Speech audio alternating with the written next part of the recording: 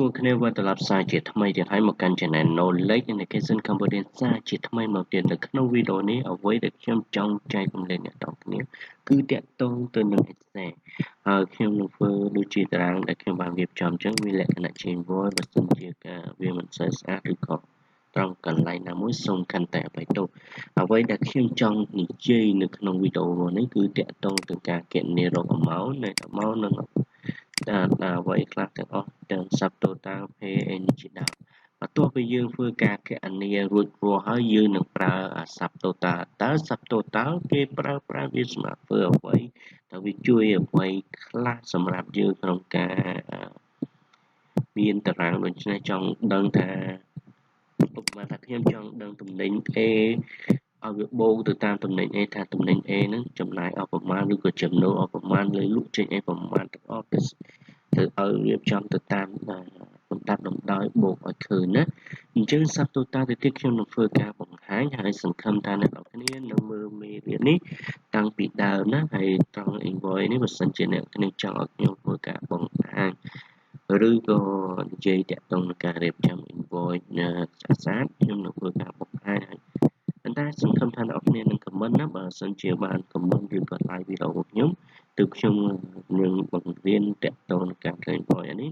បើសិនជាមិនស្អាតទេគ្រាន់តែខ្ញុំរៀបដើម្បីតាក់ទងនឹងមេរៀននេះទេអូខេតោះដើម្បីអញ្ចឹងកុំឲ្យខាតពេលយូរហើយបើសិនជាអ្នកទាំងអស់គ្នាចង់តាមដានមេរៀនខ្ញុំបន្តមួយទៀតគឺជួយ subscribe នៅ channel របស់ខ្ញុំបាទឈ្មោះ Knowledge Education Cambodia និងបើករូបកណ្ដុរផងចឹងពាក្យថា amount គឺវាមិនមែនថាយើងប្រើប្រមាណវិធីគុណហើយការប្រមាណវិធីគុណយើងអាចយកលក្ខណៈយកunit price គុណនឹង quantity របស់យើងនេះក៏ប្រើសញ្ញាគុណធម្មតាក៏បានឬក៏យើងអាចសរសេររូបមន្តក៏បានគឺវាអត់មានខុសទោះអ្វីទេណាបើយើងឲ្យសរសេរឲ្យទៅនឹងស្តង់ដារគឺយើងប្រើឈ្មោះរូបមន្តតែម្ដងមកវាទៅនឹងស្តង់ដាររបស់Excel ហើយស្តង់ដារការប្រើប្រាស់រូបមន្តការគណនាទៅតាមទូទៅតែម្ដងគឺយើងគួរតែយើងប្រើសរសេររូបមន្តអូខេអញ្ចឹងខ្ញុំសរសេររូបជារូបមន្តតែម្ដងដូចដែរមកអញ្ចឹងគឺយើងគ្រាន់តែ select ទៅលើ unit រហូតទៅដល់ quality បាទអញ្ចឹងយើងគ្រាន់តែធ្វើការបិទវងកញ្ចក់ណាសូមបញ្ជាក់ថាមុននឹងធ្វើការគណនាត្រូវតែប្រើសញ្ញាស្មើសរសេរឈ្មោះរូបមន្តណាអញ្ចឹងគ្រាន់តែធ្វើការ select ប៉ុណ្ណឹងហើយយើង enter ទៅជាការស្រេចបន្ទាប់មកគ្រាន់តែយើង click ទៅលើ home បាទដាក់ដុល្លារត្រឹមត្រូវមកហើយយើងបន្ទាប់មកយើងចង់ធ្វើការអស់តម្លៃវាយើងជឿធ្វើការគណនាទៀតហើយបើសិនជាសំទាននេះទីចុះបាទអញ្ចឹងយើងគ្រាន់តែធ្វើការទាញតម្លៃវាតែម្ដងដាក់ចំចេញសញ្ញាបូកដូចខ្ញុំអញ្ចឹងយើងអស់ទៅដល់អញ្ចឹងវានឹងធ្វើការគណនាឲ្យយើងដល់ស្វ័យប្រវត្តិហើយអញ្ចឹង Excel វាងាយស្រួលអញ្ចឹងមិនថា Excel ឬកម្មវិធីអ្វីផ្សេងទៀតដែលសម្រាប់គ្រប់គ្រងតំណែងគ្រប់គ្រងអីឬក៏គណនាអីហ្នឹងគឺវាប្រហែលគ្នាអត់សូវជាខុសគ្នាប្រហែលទេព្រោះវាជួយសម្រួលក្នុងកិច្ចការហ្នឹងឯងបានអាចឲ្យយើងគេអាចត្រូវការប្រើប្រាស់វា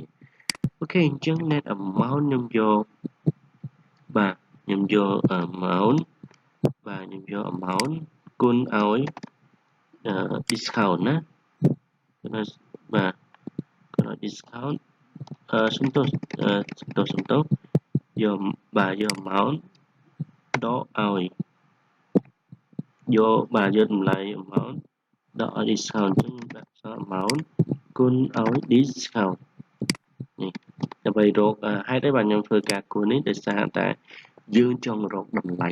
10% នៃការ discount ជូនតំណែងអញ្ចឹងវាស្មើប្រមាណណាទើបយើងគុណណាហើយអត់មានចែកទេដោយសារវាជាមានសញ្ញាភាគរយវាចែកដោយអូតូហើយគេឥឡូវ enter ទៅអញ្ចឹងនៅសល់$1080បន្ទាប់ពីយើង discount ជូនគាត់អញ្ចឹងខ្ញុំទាញខ្វាច់ទៅដល់ខាងក្រោមដូចគ្នាអញ្ចឹងសរុប subtotal មានថាកន្លែងដែលយើងគណនាផលបូកអញ្ចឹងយើងប្រើរូបមន្តសាំទាញលទ្ធផលទាំងអស់នេះមកហើយបិទវងកញ្ចក់អញ្ចឹងយើងនឹងសរុបដឹងថាអស់ប្រមាណអញ្ចឹងវាចំណាយអស់ $8000 តើគាត់ pay ប្រហែលយើងដាក់ឲ្យគាត់មកគាត់ pay 500យើងដាក់500ប្រមាណវាជាដុល្លារផងហើយយើងស្មើនឹង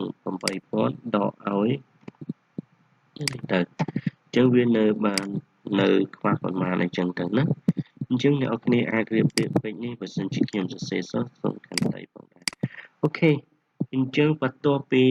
យើងធ្វើការកណនាកអីត្រឹមត្រូវនេះហើយយើងត្រូវការរៀបអានេះធ្វើ subtotal ចង់ដឹងថាតំណែង A ឬក៏តំណែង B អស់ប្រមាណបើយើងប្រើរូបមន្តអីផ្សេងក៏បានតែយើងប្រើ subtotal ដើម្បីឲ្យវាធ្វើជាតារាងយើងឲ្យវាបូកទៅតាមមុខតំណែងដែលយើងចង់បានអញ្ចឹងទី1យើងត្រូវរៀបវាសិនអញ្ចឹងខ្ញុំ select ទៅវាខ្ញុំចុចលើ data ខ្ញុំរៀបវាឲ្យតាមលំដាប់លំដោយតួអក្សរសិនណាតំណែងរបស់យើងរៀបឲ្យទៅតាមលំដាប់លំដោយអញ្ចឹងខ្ញុំសូមរៀបបាទអញ្ចឹងខ្ញុំរៀប item នេះកន្លែង item កន្លែង sort by នេះខ្ញុំរៀបយក item ដែលស្ថិតនៅក្នុង column B អូខេបន្ទាប់មកខ្ញុំអូខេមកយ៉ាដោយសារអីដោយសារតែខ្ញុំមើលតារាងគេឥឡូវខ្ញុំអត់មើលទេខ្ញុំសុំដោះមើលសិនហើយរឿងមើលនេះចាំខ្ញុំនិយាយពីក្រោយណាសូមអធិស្ឋានមកផ្លែដាក់ខ្ញុំសូមដកវាចោលបាទហើយខ្ញុំលុប column C ចោលវិញបាទខ្ញុំបរិចនេះ A B ធំតិចមកអូខេប៉ុណ្ណឹងមកបានហើយចឹងខ្ញុំរៀបសារជាថ្មីអូខេចូល data យកពាក្យ sort លើក្រោយខ្ញុំនឹងធ្វើការបង្ហាញតាក់ទងការនៅបន្ថែមទៀតចឹងខ្ញុំយក column B data sort វាអូខេខ្ញុំមាន column ណាទៀតដែល merge អូខេ column ក៏ merge ដែរខ្ញុំសូមជាសាយដកវាចោលអស់ជាសាយខ្ញុំសូមការដកវាមិញទាំងអស់យ៉ាសូមទៅដកចាប់សុំមកបាទខ្ញុំសូមដកវាវិញបាទនេះខ្ញុំលុបចោលកុំឲ្យវាពិបាកបន្ទាប់មកខ្ញុំសេរី column ឲ្យធំតិចទៅដើម្បីងាយស្រួលអូខេតែប៉ុណ្ណឹងចឹងសិនចុះ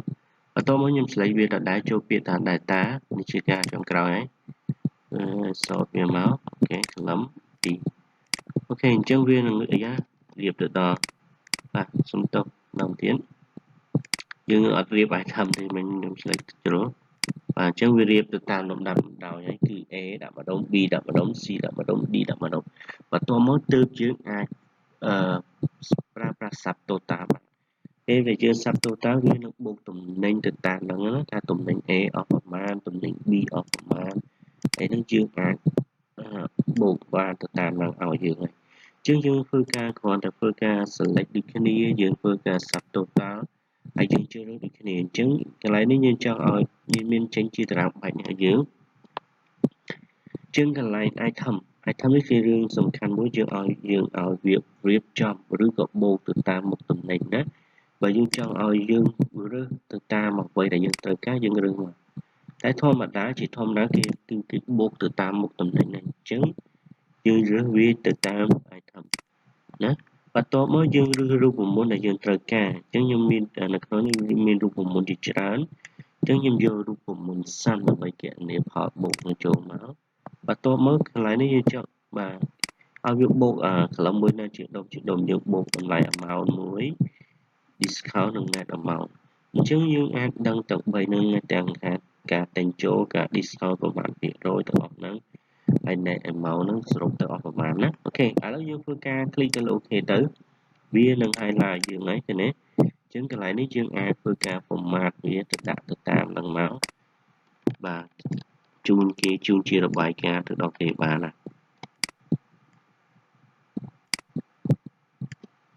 អូខេខ្ញុំសូមដូរពណ៌ទៅបាទអញ្ចឹងអូខេវានឹងបូកតំណែងឲ្យយើងណាចំណាយទៅលើ amount discount រួច 19% ទៅលើតំណែងទាំងអស់ហ្នឹងទៅសល់ប៉ុណ្ណេះណាអញ្ចឹងយើងអាចធ្វើឲ្យងាយស្រួលក្នុងការឆែកឬក៏មើលទិន្នន័យរបស់យើងបានដោយងាយស្រួលមែនតើសម្រាប់យើងគេអញ្ចឹងមេរៀននេះមានតែប៉ុណ្ណឹងហើយខ្ញុំនឹងមេរៀនក្រោយខ្ញុំនឹងធ្វើការបង្ហាញអ្វីផ្សេងទៀតសម្រាប់ចែកជូនអ្នកទាំងអស់គ្នាហើយសង្ឃឹមថាអ្នកគ្នានឹងអនុវត្តបើសិនជាចង់ឲ្យខ្ញុំធ្វើមេរៀនអ្វីសូម comment នៅខាងក្រោមវីដេអូរបស់ខ្ញុំតាក់ទងបើសិនជាខ្ញុំបង្ហាញតាក់ទងការធ្វើ invoice ឬក៏អីអាច comment នៅខាងក្រោមអំណោយខ្ញុំនឹងធ្វើការបង្ហាញអ្នកនរគ្នា